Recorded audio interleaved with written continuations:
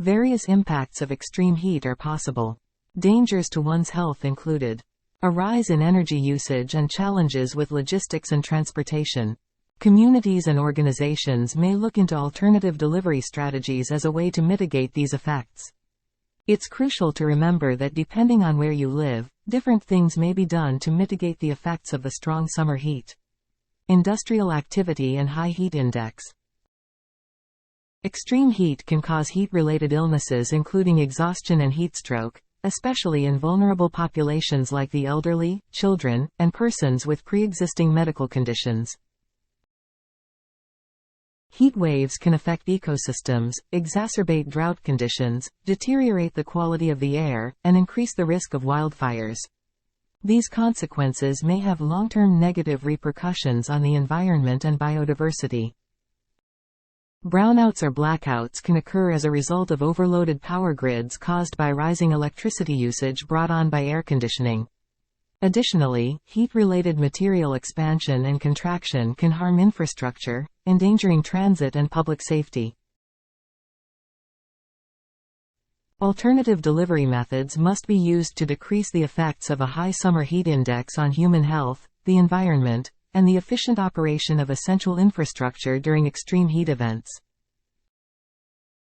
A combination of air temperature and relative humidity is used to calculate the high summer heat index, which measures how hot it is to a human body. It is a heat stress indicator that takes into account the impact of air moisture on our perceptions of heat and cold. In the summer, the heat index is widely used to assess any potential health risks associated with exposure to excessive heat in general. Increased usage of alternate delivery methods in response to summer heat indexes is a proactive and adaptable strategy that prioritizes people's well-being, ensures the efficient operation of vital systems during periods of excessive heat, lowers the impact on the environment. According to a study published in the International Journal of Environmental Research and Public Health, extreme heat events increase the risk of heat-related illnesses and mortality, highlighting the significance of adopting exposure to high precautions to limit temperatures.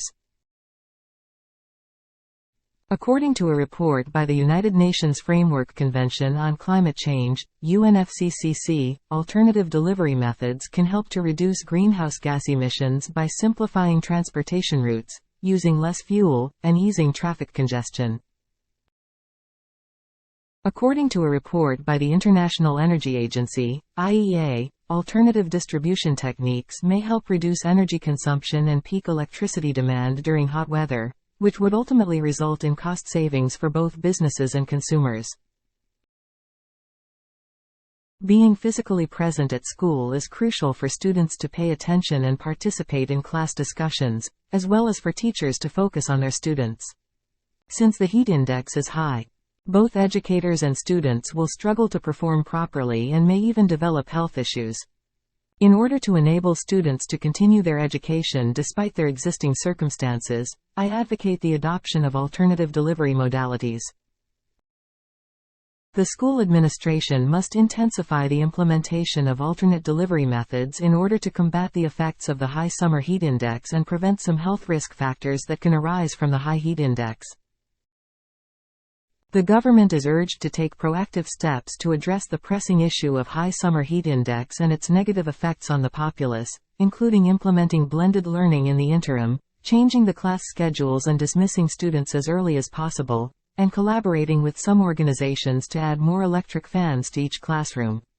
By putting these recommendations into reality, we can enhance the convenience and efficacy of the learning environment in the classroom and promote everyone's academic achievement.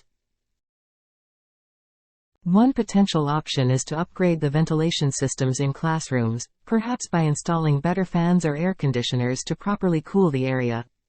Additionally, by providing adequate shading through window coverings or external shading structures, direct sunlight can be reduced and heat intake can be minimized.